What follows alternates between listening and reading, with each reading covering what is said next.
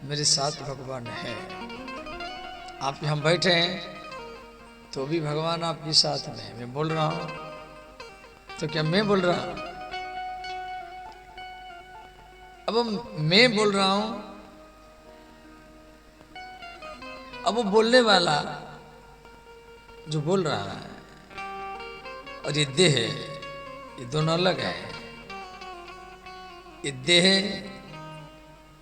ये तो एक मूर्ति है, परंतु इसमें जो बोलने वाला है जब वो देह से निकल जाता है फिर वही आंख देखता नहीं है, फिर वही कान सुनता नहीं है, फिर वही मुख बोलता भी नहीं है, वही हाथ है परंतु हिलता नहीं है, पैर भी है और चलता भी नहीं है। जिसके रहने पर आंख देख रहा है, कान सुन रहा है, मुख बोल रहा है, हाथ हिल रहा है, पैर चल रहा है, वो ये है मैं। हाथ नहीं बोल सकता जब मैं, मेरा हाथ है। पैर नहीं बोल सकता है जब मैं, ये मेरा पैर या मेरा आ गया। आंख नहीं बोल सकता है जब मैं, नहीं ये मेरा है, मेरा आंख, मेरा मुख, मेरा कान। परंतु जो बोलने वाला मैं, सो अहम अयम आत्मा ब्रह्मम प्रज्ञानम ब्रह्म तत्तमसी छंदोग्य उपनिषद बृहदारण्य को उपनिषद में कहा गया सो अहम। सो मने भगवान, अहम मने मैं। वही भगवान आपके भीतर में है, वो मैं के रूप में है। और उसमें फिर भी परमात्मा है और जीवात्मा है, दोनों है उसी में। जीवात्मा में संस्कार चिपका हुआ है और परमात्मा शुद्ध है। और वो जीवात्मा उसमें कर्म संस्कार, जो आप सब कथा सुन रहे हैं, भक्ति कर रहे हैं, भजन कर रहे हैं, वो उसी में रहता है। वो माता पिता से नहीं आता है। माता पिता से ये देह का जन्म होता है, माता पिता के मिलन से इस शरीर का जन्म होता है। परंतु इस शरीर में, ये देह में जो बोल रहा है, देख रहा है, वो माता पिता से नहीं, वो कर्म से, उस संस्कार से आता है।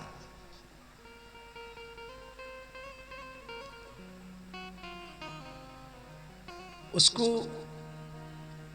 जिस प्रकार खाने से शरीर को बल मिलता है, दाल खाने से, रोटी पाने से, मिठाई खाने से, सब्जी खाने से शरीर को बल मिलता है, उसी प्रकार राम कथा सुनने से वो जीवात्मा को भी बल मिलता है, ताकत मिलता है। तो शरीर का, देह का खुराक है दाल भात सब्जी दही चूड़ा, परंतु वो देह के भीतर में जो जीवात्मा परमात्मा है, उसका खुराक ये दाल भात सब्जी नहीं है। उसका खुराक सत्संग, राम कथा, भागवत कथा, ज्ञान। उसका खुराक है ज्ञान, उसका खुराक है भक्ति। तो ज्ञान भक्ति वैराग्य राम कथा से हमको मिलता है। सोई जानई देहु देहु जनाही।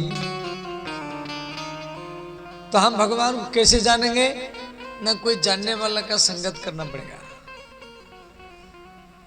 जानत तुम ही हो ही जाई। व्यक्ति सोचता है जब पत्नी मेरा है, स्त्री सोचती है पति मेरा है। मैं शादी किया हूं हाथ पकड़ करके, तो मेरा है। जब आप शादी नहीं किए थे तो फिर आप किसके थे? फिर आप किसके थे? अब व्यक्ति सोचता है पुत्र मेरा है, बेटी मेरी है। वो जन्म लिया, उसके मुख देख लिया, अब वही मेरा है। अब मैं पुत्र का हूं, मैं बेटी का हूं। जो भी कमाऊंगा इसके लिए कमाऊंगा, जो भी समय दूंगा इसको दूंगा। जब बच्चा जन्म नहीं हुआ था फिर आप किसके थे? बच्चा जन्म नहीं हुआ था फिर आप किसके थे?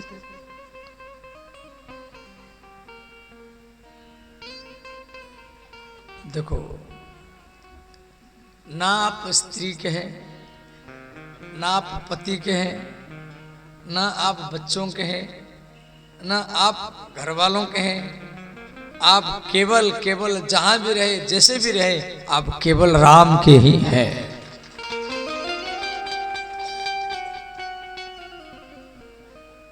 ये आपके मन में बैठना है, मैं राम का हूं। मैं जिधर जाऊंगा, जहां भी जाऊंगा, जिस जगह में जाऊंगा, राम मेरे साथ में है। किस बात की भय? डूब गया, कोई रुपया ले गया, लूट गया, अरे क्या कमाया आप बताओ तो सही। अब क्या कमाया जाए, आज खो गए। वह कमाने की अहंकार आएगा तभी तो आपको दुख होगा। नहीं, हम कुछ नहीं कर रहे हैं, कर्म करना कर्तव्य है, करो, खूब करो, परंतु समर्पित होकर ही करो। अर्जुन कहा, केशव ये महाभारत युद्ध में नहीं लड़ूंगा, पहले मेरा रथ को ले चलो, मैं देखूं तो सही कौन लड़ेगा।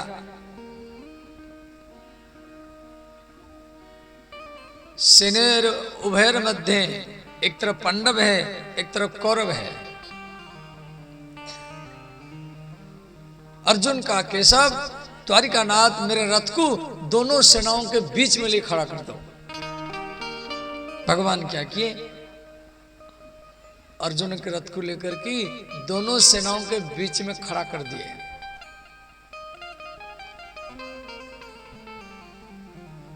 तो अर्जुन देखा पितामह भीष्म खड़े हैं, दुर्योधन, गुरु द्रोणाचार्य, कुल गुरु कृपाचार्य। अर्जुन का, केशव गोविंद पितामह भीष्म को कैसे मैं मारूं? ये दुर्योधन ही मेरे तो भाई हैं, चाचा के लड़के हैं, और गुरु द्रोणाचार्य, कुल गुरु कृपाचार्य, इनको मार करके एक राजगद्दी के लिए हम युद्ध नहीं करेंगे। हम जंगल में बिता देंगे जिंदगी, ऐसा राजगद्दी हमको नहीं चाहिए।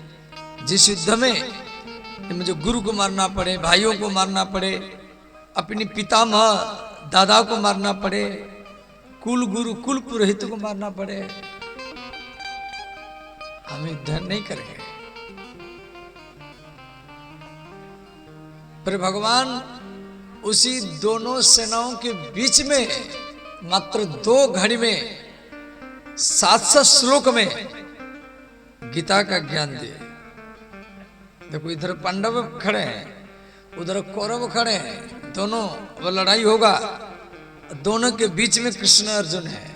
भगवान अर्जुनों को गीता का ज्ञान दे रहे हैं, और किसी को सुनाई नहीं पड़ रहा है, किसी को सुनाई नहीं पड़ रहा है, वो तो थोड़ा दूर में। अब भगवान बोलते जा रहे 700 श्लोक, ज्ञान योग, विभूति योग, कर्म योग, भक्ति योग, सब वैराग्य योग, मात्र 48 मिनट में सुना दे गए। भगवान वेद व्यास हो तो भगवान क्या बता रहे हैं, और वही संजय के द्वारा धृतराष्ट्र को बता रहे हैं, ये बताए इसे ऐसे सब। फिर भगवान उसी दोनों के बीच में श्री कृष्ण के, श्री अर्जुन के सारा अज्ञान को हरण कर लिए। भगवान बोले, अर्जुन तू किसको मारेगा? गुरु को मारेगा या भाइयों को? ये तो पहले से मरे हुए हैं, ये सब पहले से मर चुके हैं। तुझे केवल निमित्त मात्रम नहीं तो एक निमित्त बना रहा हूं जी, प्रतिष्ठा तुझे मिले, सम्मान तुझे मिले। तू युद्ध नहीं करेगा तो भी इस मरे हुए हैं। सर्वधर्मान परित्यज्य माम एकम शरणम ब्रज, अहम त्वं सर्व पापेभ्यो मोक्षयिष्यामि मा शुचः।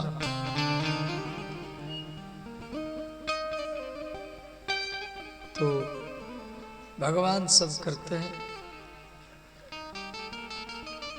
तो अंत में श्री वाल्मीकि जी राम जी को 14 स्थान बताए हैं। कौन सा स्थान आप ध्यान देकर के सुने।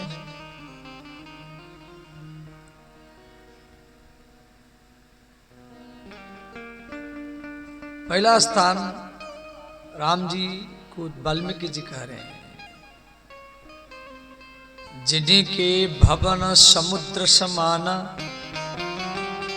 जिनके श्रवण मन कान, समुद्र समान कथा तुम्हारी सुभग सरिनान। जिस प्रकार नदियों के पानी से समुद्र का जल नहीं बढ़ता है, आपकी बिहार में गंगा नदी, महानंदा नदी, कोसी नदी, ये सब वर्षा ऋतु में भरपूर भर के जाता है और ये सब समुद्र में जाके पानी पहुंचता है। परंतु सारा भारत में कितना नदी है और सब नदियों का जल समुद्र में जाकर के पहुंचता है। और इन नदियों के जल से समुद्र का जल एक सुई के बराबर नहीं बढ़ेगा, कितना भी जल आ जाए। फिर समुद्र का जल बढ़ता कैसे ना, समुद्र का जल बढ़ता है अष्टमी को, जब चंद्रमा और सूर्य का आकर्षण पड़ेगा तो समुद्र का जल बढ़ेगा भी और घटेगा भी, कुछ दूर बढ़ जाता है। उसको बोलते ज्वार और भाटा बोलते हैं। जो समुद्र के किनारे में रहते हैं उन सबको मालूम है। वो अष्टमी के दिन, संक्रांति के दिन बढ़ेगा और घटेगा। सरकार का सिपाही आकर के संकेत करेंगे माइक में, सब भागो भागो भागो, पानी बढ़ने वाला। कुछ दूर तक बढ़ जाएगा और वो सूर्य और चंद्रमा के आकर्षण से बढ़ेगा, ये नदियों के जल से नहीं बढ़ेगा। तो वाल्मीकि जी बोले जी, जिन्हीं के श्रवण समुद्र समाना, माने जिनका कान समुद्र के समान कथा सुनता रहता है, और सुनो और सुनो और सुनो और सुनो, कितना सुनने पर भी उसका मन भरता नहीं है। और सुनो, कथा सुनने का क्या लाभ ना, और सुनने की इच्छा हो तो समझना ये कथा सुना है। कथा सुनने के बाद अरे तुम्हें सुन रखा हो, आस्था संस्कार में हम सुनते रहते, क्या बार बार सुनेंगे, तो समझना वो कथा नहीं सुन रहा था। कथा व्यक्ति को तृप्त नहीं बनाता है, प्यासी बनाता है। हे राम, इस प्रकार जो श्रोता आपका कथा श्रवण करता है और आप उनके दिल में ही वास करना।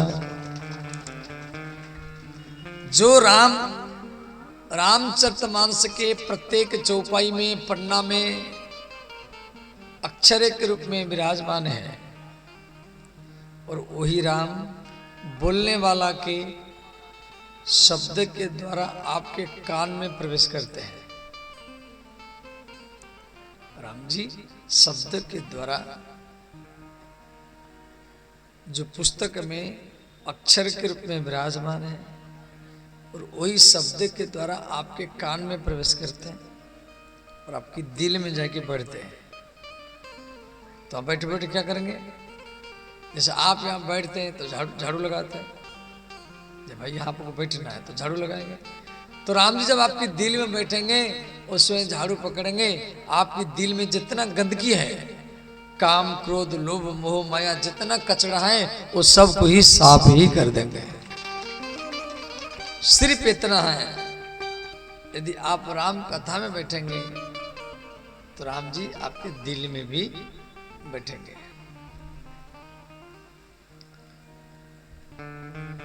तो ये राम जी का प्रथम निवास प्रमाण पत्र है। जैसे आप लोग निवास प्रमाण पत्र बनाते ना, सरकार से, कोर्ट से, तहसील से, वकील के द्वारा निवास प्रमाण पत्र बनाते हैं, जिनमें बिहार प्रांत, मधेपुरा जिला, गंगोरा या झलारी रहेटा का हूँ, मेरे माता पिता, ये मेरे घर है, निवास। तो राम जी का प्रथम निवास श्रोताओं के दिल। नारद जी पूछे आप कहाँ रहते हैं? तो भगवान बोले नारद को, नाहम बसामि वैकुंठे। नारद, मैं वैकुंठ में नहीं रहता हूं, कभी कभी आता हूं, कभी कभी चला जाता हूं। योगी नाम हृदय नच, और मैं योगियों के हृदय में भी नहीं रहता हूं। ना मैं वैकुंठ में रहता हूं, ना वृंदावन में रहता हूं, ना अयोध्या में रहता हूं, ना हरिद्वार में, न योगियों के हृदय में रहता हूं। योगी नाम हृदय न च मदभक्ता यत्र गायन्ति, मदभक्ता यत्र शृण्यन्ति, तत्र तिष्ठामि नारद। जहां पर मेरे भक्त मेरे कथा को गाते हैं और मेरे कथा को सुनते हैं, उनके मन में मैं ही बैठता हूं, रहता हूं। तत्र तिष्ठामि, तत्र तिष्ठामि, वहां पर मैं रुक जाता हूं। तिष्ठ मन रुकना, तिष्ठ शब्द का अर्थ रुकना। लोट लकार तिष्ठतु, तिष्ठताम, तिष्ठन्तु, तिष्ठामि, मध्यम पुरुष। तिष्ठाव, तिष्ठाम, तो उत्तम पुरुष। तत्र तिष्ठामि नारद, मैं वहां पर रुक जाता हूं, ठहर जाता हूं। कहां पर? जहां पर मेरे भक्त मेरे कथा को सुनते हैं और गाते हैं। तो राम जी का प्रथम निवास आपका दिल है। दूसरा,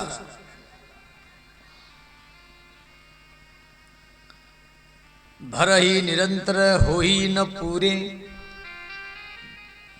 तिनके हिय तुम करो गृह क्रूरे।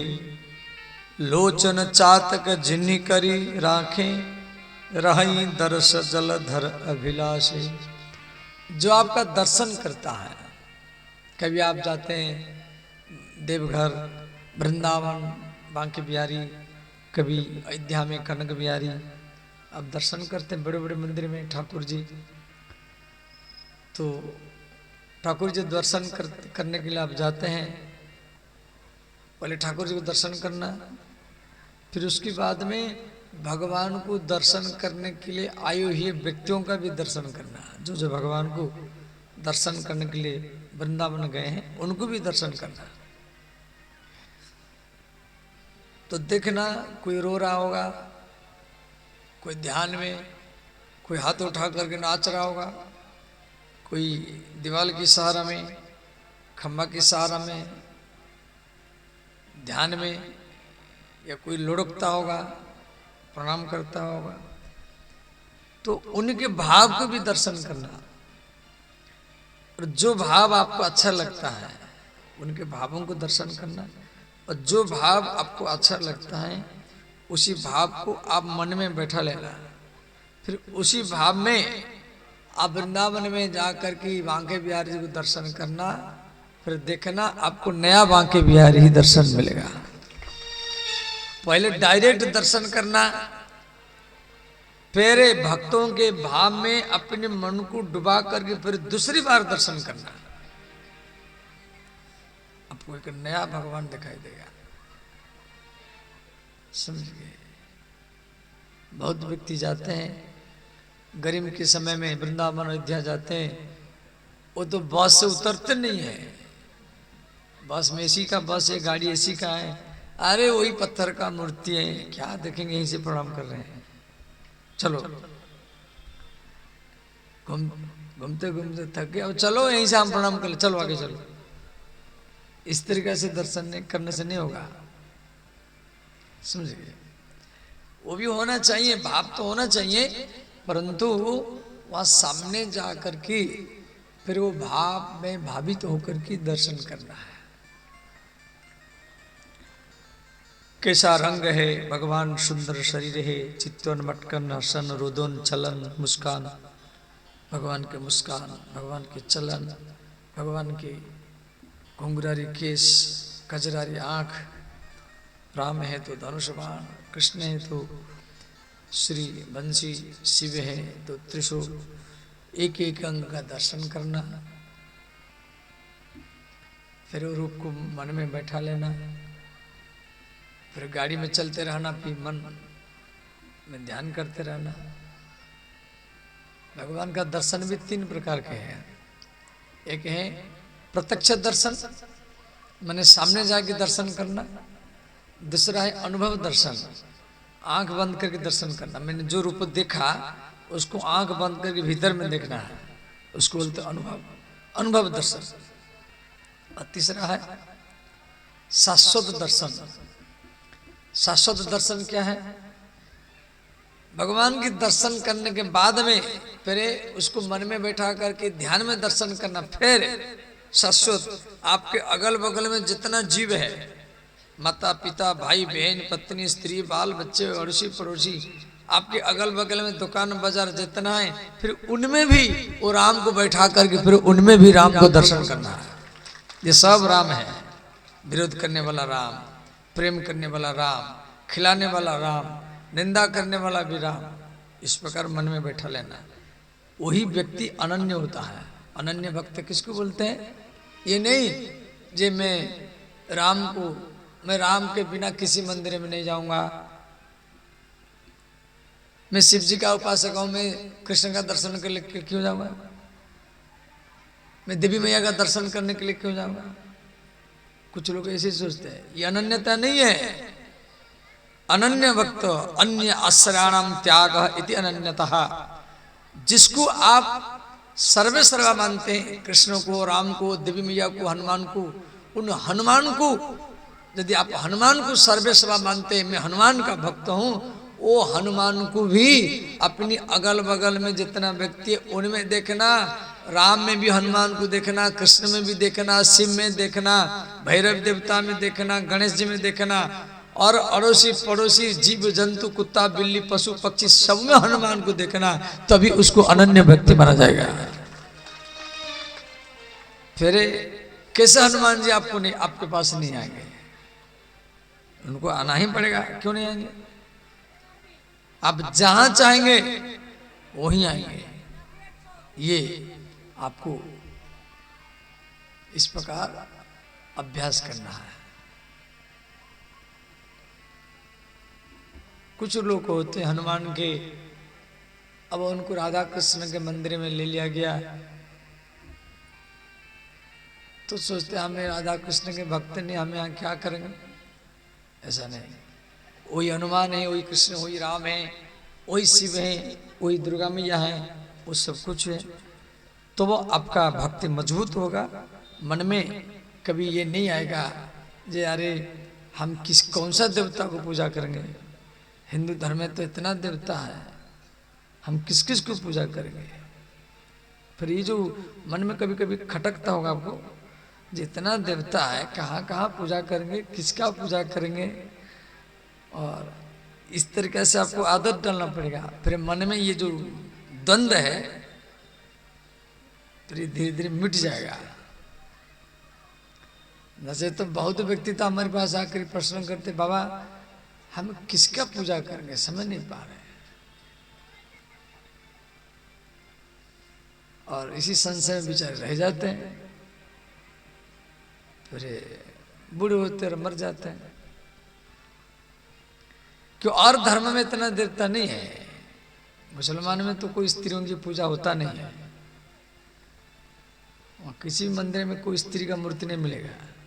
और हमारी दुर्गा काली सीता राधा सरस्वती महाकाली महालक्ष्मी महासरस्वती सब किसी भी धर्म में, आप ईसाई धर्म में जाओ, यहूदी धर्म में जाओ, वहां तो उसमें तो कोई मूर्ति नहीं है। देखो इस प्रकार श्री वाल्मीकि जी दूसरा स्थान दिए, जसु तुम्हार मानस विमल हंसिनी जिहा जासु, जो आपके चरित्र को गाता है, हे राम आप उनके दिल में बैठना। ये बोलने वालों के लिए पहला स्थान है सुनने वाला, तृतीय स्थान है बोलने वाला, 14 स्थान में प्रथम स्थान सुनने वाला को दिया गया। जो कथा सुनता है उनके दिल में बैठना। दूसरा स्थान है दर्शन करने वाला, तीसरा स्थान बोलने वाला को, जो आपके चरित्र को गाता है, हे राम आप उनके दिल में बैठना। और जो गाएगा भगवान, जैसे हम गा रहे हैं तो मन को तो राम जी में जोड़ करके बोल रहे ना, तो उनके दिल में भी बैठना। और चौथा, प्रभु प्रसाद शुचि सुभग सुभाषा। जो आपके मंदिर में भोग समर्पण करता है और प्रसाद के रूप में तुम ही निवेदित भोजन करही, आपको समर्पण करके और सबको बांट करके भोजन करता है, प्रसाद पाता है, हे राम उनके दिल में बैठना। देखो भोग और प्रसाद में अंतर है। भोग उसको बोलते हैं जो हम मंदिर में देते हैं, उसका नाम है भोग। और जो मंदिर से हमको मिलता है उसका नाम है प्रसाद। भोग उसमें आपका भाव छुपा हुआ है, इसलिए हम उसको छुपा के लेते हैं, पर्दा लगाते हैं। भगवान देखते हैं कितना भाव है, भगवान भी देखते हैं। देखो ये पंडाल में केवल आप नहीं बैठे। कल मुझे कई व्यक्ति प्रश्न किए, जब पूरा दिन भरी बारिश हो रहा है, पूरा कपड़ा भीगा हुआ है, बैठने का जगह नहीं है, और जगह तो कल नहीं था, ये भी सब भीगा हुआ है, आप क्या कथा करेंगे? कैंसिल कर दीजिए, और करेंगे तो कौन आएगा सुनने के लिए? तो फिर हम बिहारीगंज चले गए थे, भागे भागे आए और कथा में बैठे। हमारी कलाकार वाले भी कोई साल मैंने ना ढोलक लाए ना कोई सामान लाए, वो सोचे महाराज जी बैठेंगे नहीं, ऐसे आरती कर देंगे। कई व्यक्ति हमारे बार बार बोलते थे जैसे आरती करके चले जाइए। हमने देखो भैया, कथा में केवल आदमी नहीं बैठते, कथा में केवल पुरुष स्त्री नहीं बैठते। जहाँ कथा होती है वहाँ सारा तीर्थ, कलश, ये सब तीर्थ है। सारा वृंदावन, अयोध्या, काशी और हरिद्वार, ऋषिकेश, केदारनाथ, बद्रीनाथ, गंगोत्री, जमुनोत्री, द्वारिका, सेतुबंदर, रामेश्वर, बैद्यनाथ, जितना तीर्थ है, जितना धाम है, 33 करोड़ देवता, जहाँ कथा होती है वहां पर आते हैं, उनको ही कथा सुनाना है। कथा में तो मुझे बैठना ही पड़ेगा। तो पंडाल में देवता लोग भी हैं। और इस प्रकार श्री प्रभु प्रसाद, तो हम जो भगवान को देते उसका नाम है भोग, और भगवान से जो हमको मिलता है उसका नाम है प्रसाद। तो इस प्रकार प्रसाद को बांट करके खाना चाहिए। आइए आइए, संकोच मत करिए, आइए। ये मुखिया जी आए हैं, इनके लिए भी करताल का स्वागत करिए।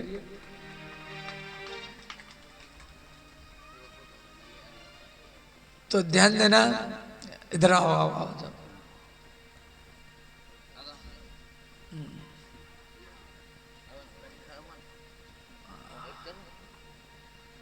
उधर देखिए,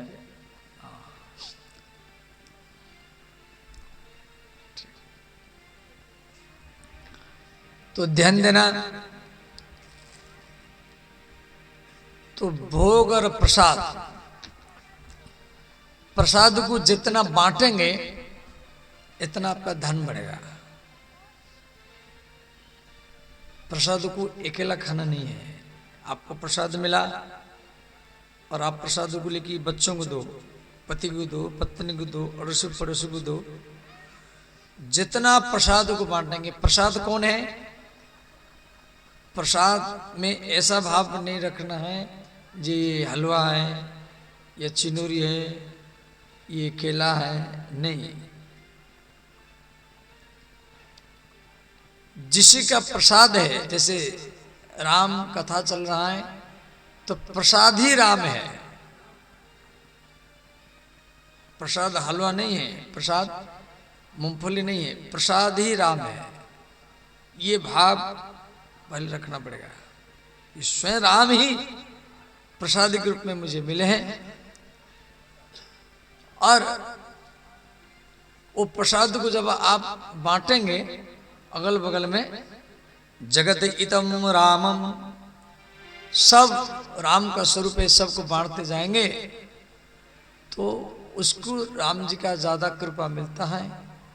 और जितना प्रसाद को बांटेंगे इतना आपका धन बढ़ता ही चला जाएगा। प्रसाद को कभी अकेला खाना नहीं चाहिए। अब बोलेंगे बाबा आदमी नहीं है, हम किसको बांटेंगे? हर जगह में तो आदमी नहीं मिलता है। चलो आदमी नहीं है आपके अगल बगल में, तो ऐसा काम करना, यदि वहां कुत्ते हैं, कुत्ते नहीं है तो गैया बछड़ा हो, सुगर हो, यदि वो भी नहीं है, चींटी देखो, चींटी होंगे, चींटा होंगे, तो उसी चींटी के जहाँ चींटी है तो वहाँ भी मिश्री हो या मिठाई हो या गुड़ हो, चीनी हो, वो चींटियों के बीच में भी थोड़ा डाल देना करो। और चींटी में भी तो भी राम जी है ना। और वो चींटी, वो चींटा, वो प्रसाद को पाएंगे, वो चींटी का आशीर्वाद भी आपको राम तक ही पहुंचा देगा। इसीलिए वृंदावन में पक्षियों का भी भंडारा होता है। पक्षियों का, गैयों की, कुत्तों का, सब अलग अलग बहुत आश्रम है। तो प्रसाद को जितना बांटेंगे इतना आपका धन बढ़ता जाएगा, प्रतिष्ठा बढ़ेगा। मंत्र राज नित्य जप ही तुम्हारा, जो आपका मंत्र जाप करता है। मंत्र क्या है?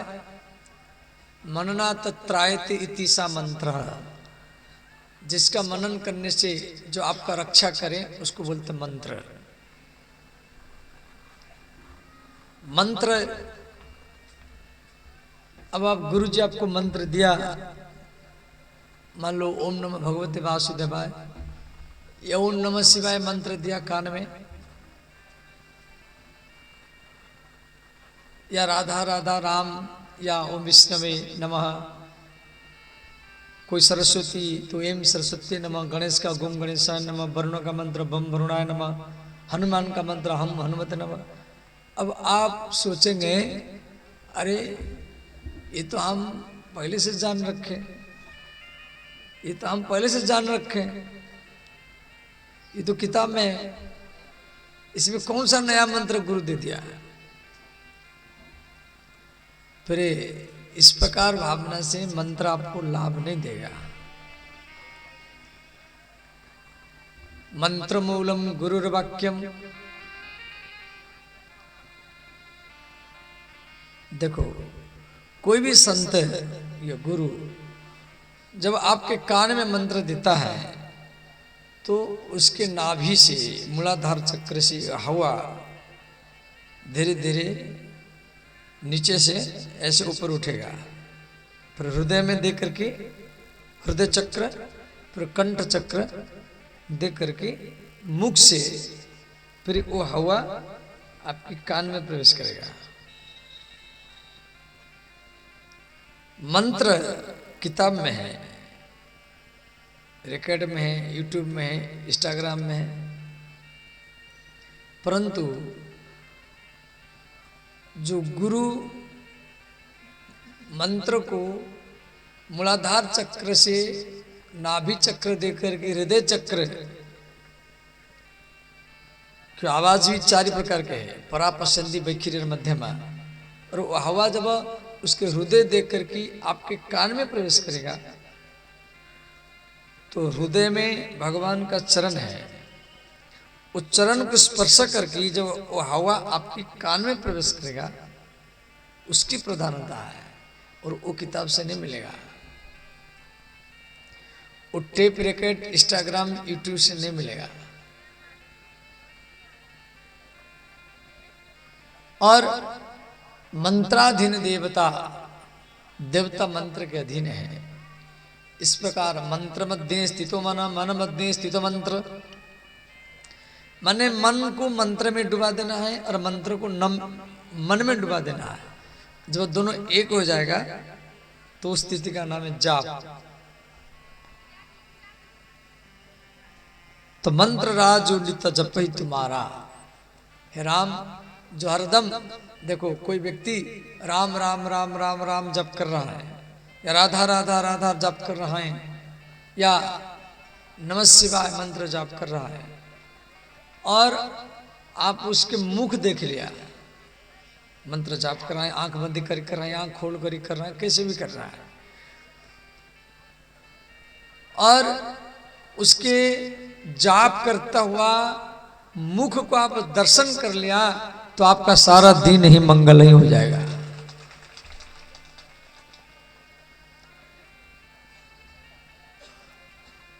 इस प्रकार ये 14 स्थान है, मैं 5-6 स्थान बताया, अब एक एक स्थान का व्याख्या करेंगे तो यहीं पर समय चला जाएगा।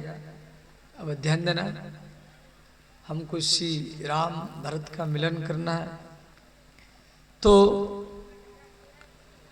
इस प्रकार श्री राम जी, वाल्मीकि जी इनको बोले जे बगल में मंदाकिनी नदी है, चित्रकूट है, और वहां जाकर के आप रहिए। चित्रकूट रघुनंदन छाए, समाचार सुनि सुनि मुनि आए। चित्रकूट का अर्थ है चित, कूट माने पर्वत, कूट शब्द का अर्थ है अचल, जो चलता फिरता नहीं। जब ये चित्त वृत्ति स्थिर हो जाए उसको चित्रकूट कहा जाता है। तो चित्त वृत्ति कहाँ स्थिर होता है? ना सत्संग में, भगवान की कथा में, भगवान की आराधना में चित्त स्थिर होता है। तो आप चित्रकूट में बैठे हैं, आपके भीतर में 4 अंतःकरण है, मन, बुद्धि, चित्त और अहंकार। ये सबके अंदर में होता है। मन क्या है? संकल्प विकल्प बना, कथा में जाऊं न जाऊं, जाऊं न जाऊं, जाऊं न जाऊं, आज नहीं जाऊंगा कल जाऊंगा। कथा 25 तारीख तक है, आज नहीं जाएंगे कल जाएंगे। ये जो सोच, ये मन का काम है, इस सबके अंदर में होता है। जाऊं न जाऊं, जाऊं न जाऊं, काम को करूं न करूं, इस काम को करूं न करूं, ये मन का काम है। हर काम में ऐसा सोच आता है। और बुद्धि क्या है? अरे घर में रहेंगे, फालतू में मन इधर उधर भागेगा और टीवी देखेंगे, मोबाइल देखेंगे, इससे अच्छा है जा करके राम कथा में बैठेंगे तो कम से राम तो मन में ही, मन राम में तो ही रहेगा।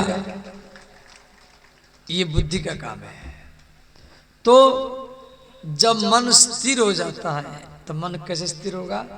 न बुद्धि के बल पर। तो इस प्रकार ये बुद्धि का ही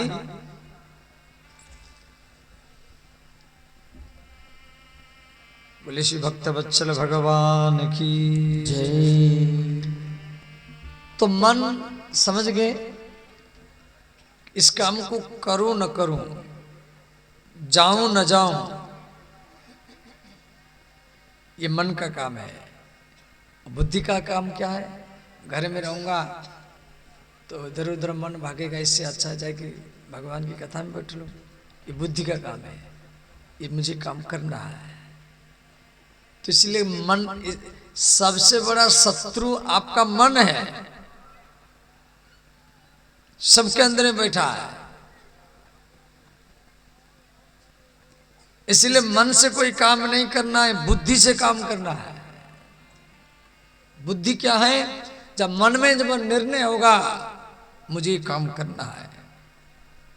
कई व्यक्ति आते हैं, बाबा मन नहीं लग रहा है, मन खराब। अरे मन तो खराब है, सबका है। मन को लगाना नहीं है। हमारे टीम वाली बोलते हैं बाबा मन खराब है। मन का बात मानना नहीं है, बुद्धि का बात मानना है। इसीलिए मन के देवता चंद्रमा है और बुद्धि के देवता ब्रह्मा है, और ये सबके भीतर में है। और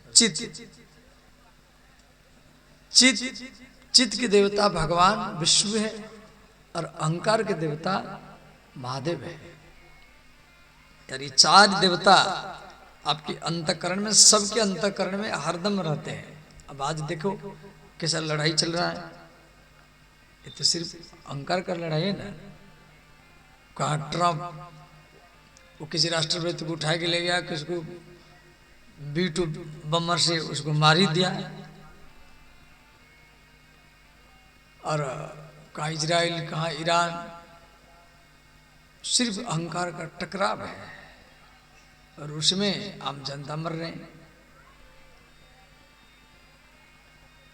अमेरिका के लोग तो बोलते भाई हम तो आपको नहीं बोले लड़ो, वो अपनी इच्छा से आप अपनी प्रभाव दिखाने के लिए, देखो मैं अमेरिका का राष्ट्रपति हूँ, सब मुझे जाने, देखो मैं कितना पावरफुल हूँ। वो जबरदस्त अपनी तरफ से लड़ता है। ये सब अहंकार का, और अहंकार के देवता महादेव है। और देखो महादेव किस तरीका से संहार करते हैं। संहार तो महादेव जी जो करते हैं ना, सृष्टि करते ब्रह्मा जी और पालन करते विष्णु और संहार करते भगवान महादेव। तो महादेव जी थोड़ी आएगी सब काटेंगे, महादेव जी त्रिशूल मार करके थोड़ी मारेंगे। वो अहंकार में बैठ करके ऐसा ही चाल चलाएंगे, वो आपस में सारा जनता लड़ा लड़ करके सब मरेंगे।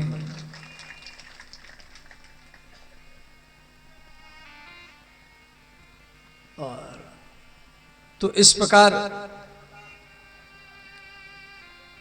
चित्रकूट, जहां चित्त वृत्ति स्थिर हो जाए उसको चित्रकूट कहा जाता है।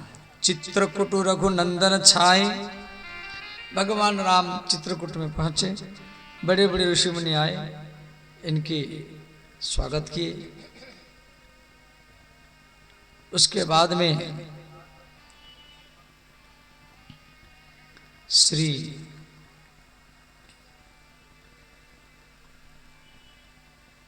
लक्ष्मण जी कुटिया बनाए, और इधर श्री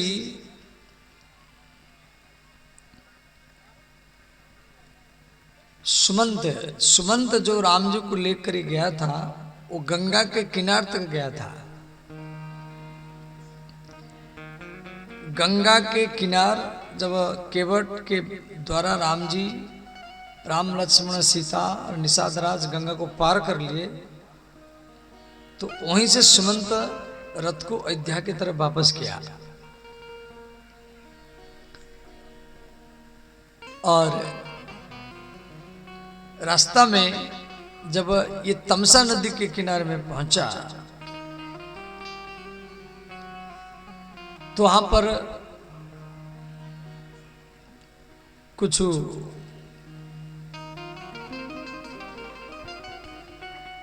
नपुंसक माने जिसको आप बोलते हैं हेंजेड़ा, वो वहीं पर राम जी की याद में रो रहे थे। वो अयोध्या नहीं गए थे। आप लोग देखे होंगे जो कभी ट्रेन में या बस में या टोल टैक्स में हिंजेड़े लोग जो होते हैं वो ऐसे ऐसे करताल मारते हैं और रुपया मांगते हैं, तो कोई 10 रुपया को 20 रुपया देता है, तो इनको राम जी का आशीर्वाद है। क्यों? अयोध्यावासी तो तमसा नदी के किनारे से वापस चले गए थे, परंतु ये लोग नहीं गए, वो वहीं पर राम जी की याद में रोते रहे। और अंत में राम जी इनको आशीर्वाद भी दिए थे कि जिसको आप आशीर्वाद देंगे वो आशीर्वाद मेरा ही बना जाएगा। तो आप कार में जा रहे हैं या ट्रेन में जा रहे हैं, जो वास्तव में जो नपुंसक है, न पुरुष है न स्त्री है। कुछ लोग तो आजकल बनावटी बन जाते हैं,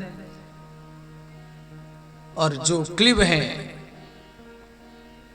ना पुरुषत्व है ना स्त्रीत्व है, और वो जब वो आपको आशीर्वाद देगा वो तुरंत लाभ देगा आपको।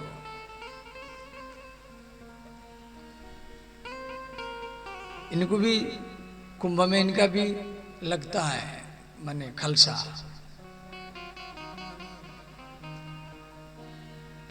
जैसे 13 अखाड़ा है, तो 13 अखाड़ा में इनका भी एक अखाड़ा है, निर्वाणी अखाड़ा, निरंजनी अखाड़ा, तो इनके भी एक अखाड़ा है जिसको बोलते हैं किन्नर अखाड़ा। किन्नर शब्द, किन्नर ना पुरुष है ना स्त्री है। तो जितना किन्नर लोग रो रहे थे, आज भी आप कोई भी किन्नर को टोल टैक्स में हो, ट्रेन में हो, भले आप 10 रुपया पकड़ा दो, उसका हाथ तो स्वतः ही आपके सिर के ऊपर चला जाएगा। आप कितना भी बड़ा प्रधानमंत्री क्यों न हो, फिर भी उसका हाथ उसके ऊपर चला जाएगा, प्रधानमंत्री के ऊपर। वृंदावन में तो इनका ज्यादा इज्जत होता है। वृंदावन में कोई भी लड़का लड़कियां शादी होगा, पहले किन्नर को बुलाएगा घर में, उनको बैठाएंगे, उनको भोजन कराएंगे, फिर उसको कपड़ा देंगे, फिर उनसे आशीर्वाद लेंगे। और किन्नरों को आप जितना भी रुपया दान करेंगे इतना आपका धन बढ़ता चला जाएगा। मन में ऐसा नहीं रखना रे इसे वो भिखारी है, भीख मांगते करताल लगाते रहते हैं, ऐसा सोचना नहीं है। इनकी कथा भी रामायण में है। तो ध्यान देना, श्री सुमंत जी अयोध्या में पहुंचे। श्री रात में ये महाराज दशरथ जी के पास पहुंचे। अयोध्या के लोग दौड़ दौड़ करके आए, देखे रथ खाली है, ना राम है, ना लक्ष्मण है, ना सीता है। महाराज दशरथ सुमंत को बोले, महामंत्री क्या राम वापस नहीं आए? सुमंत ने कहा, महाराज प्रथम दिन प्रथम बासु तपसा तमसा भयउ दूसरी सुरसरी तीरी। सुमंत आकर के दशरथ जी कहा, महाराज प्रथम दिन राम लक्ष्मण सीता तीनों तमसा नदी के किनारे में विश्राम किए। तमसा नदी ये अयोध्या से 40 किलोमीटर दूर पर है। दूसरी दूसरा सुरसरी तीर, सुरसरी माने गंगा नदी। दूसरा दिन ये गंगा नदी के किनारे में निषाद राज के राज्य में पहुंचे, और वहां निषाद राज पहला दिन तो ये भूखे रहे, दूसरा दिन मैंने 48 घंटा में जाकर के निषाद राज राम जी को भोजन करवाया। अयोध्या से जाते समय एक मुट्ठी चूड़ा भी नहीं लिए थे। दशरथ महाराज सुन करके रोने लगे, बोले सुमंत 24 घंटे के बाद में मेरा पुत्र राम भोजन किया। सुमंत ने कहा, महाराज जाते समय में अयोध्या का एक मुट्ठी चूड़ा भी लेके नहीं गए थे, केवल मिट्टी लेके गए थे और सरजू नदी का पानी लेके गए थे। उसके बाद में सुमंत ने दशरथ को बताया कि प्रातः काल हुआ और ये गंगा नदी में नहाए। निषाद राज घर में बुलाया तो नहीं गए, पेड़ के नीचे विश्राम किए। गद्दा लाया तो गद्दा भी नहीं लिए, तकिया भी नहीं लगाए, खाट भी नहीं लगाए। तापस बेस विशेषी उदासी, 14 वर्ष राम वनवासी। जैसे सुबह सुबह गंगा नदी में नहाए और नहाने के बाद में राम जी भीगे कपड़ा में बैठे रहे और सीता भी, लक्ष्मण जी भी। दशरथ जी बोले क्या दूसरा कपड़ा नहीं मिला? सुमंत ने कहा महाराज, राम जाते समय महारानी कैकेयी इन्हीं वस्त्रों को उतार दिया था।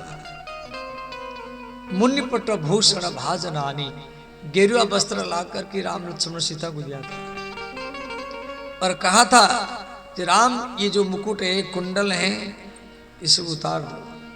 इसलिए राम जी मुकुट, कुंडल, जो भी कंकन आदि सब कैकेयी के चरण में समर्पण कर दिए थे।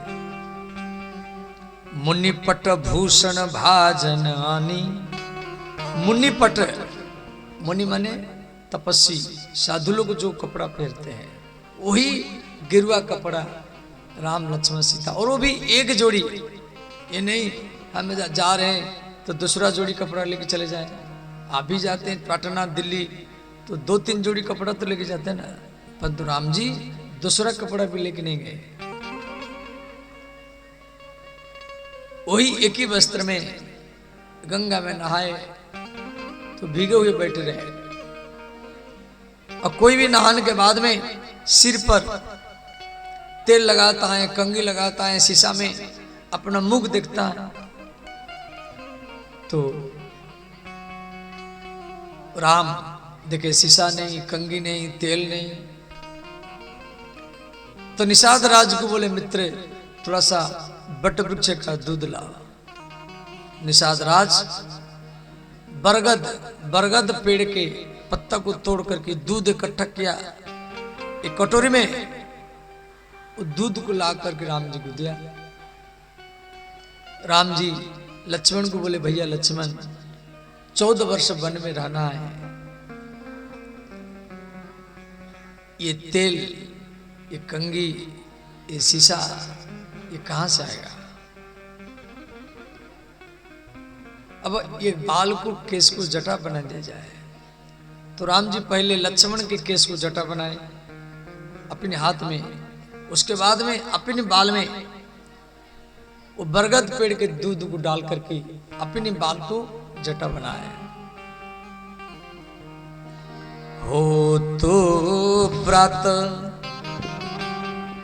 बट क्षीर मगावा, हो तो प्रात बट क्षीर मगावा, हो तो प्रात बट क्षीर मगावा, हो तो प्रात बट क्षीर मगावा। हो तो प्रात, प्रात माने सुबह का समय। हो तो प्रात बट, बट माने बरगद पेड़, क्षीर माने दूध। हो तो प्रात बट क्षीर मगावा, हो तो प्रात बट क्षीर मगावा। अनुज सहित निज जटा बनावा, अनुज सहित निज जटा बनावा। अनुज, अनुज बोलते छोटे भाई को, छोटे भाई को अनुज कहा जाता है और बड़े भाई को अग्रज कहा जाता है। अग्रज, अग्रज माने जो आगे जन्म लिया। आगे जन्म लिया कौन? राम। अनु माने पीछे, पीछे कौन जन्म लिया? ना लक्ष्मण। तो राम जी पहले लक्ष्मण का जटा बनाए, उसके बाद में अपना जटा। अनुज सहित निज जटा बनावा, अनुज सहित निज जटा बनावा। ये बात को सुन करके महाराज दशरथ रोने लगे, मां कैकेयी रोने लगी, सुमित्रा रोने लगी। सुमंत, राम को तेल कंगी शीशा नहीं मिला और अपने हाथ में लक्ष्मण के केस को जटा बना दिया।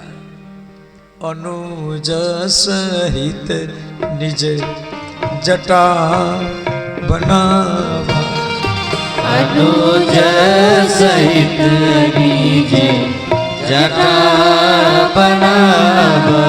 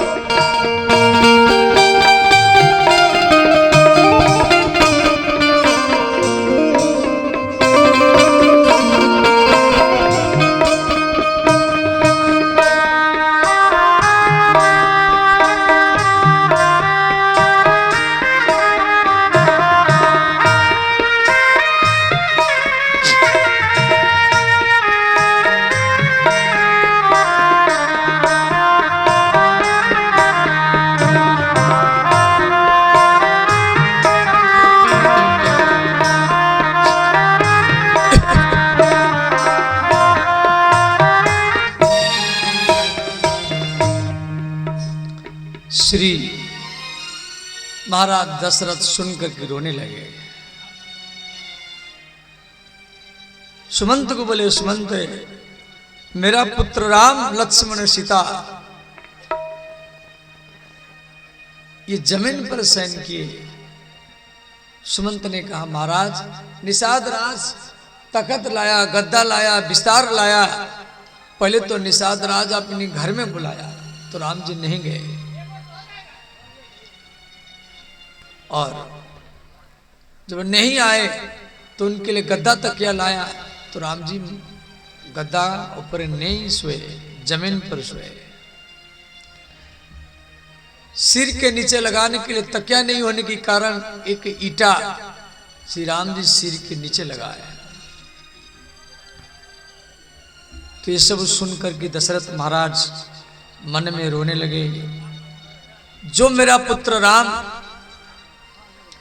अयोध्या में सोने की पलंग में सोता था, जनक नंदिनी सीता जो सोने की पलंग में सोती थी, वो जंगल में जमीन पर कैसे सोई?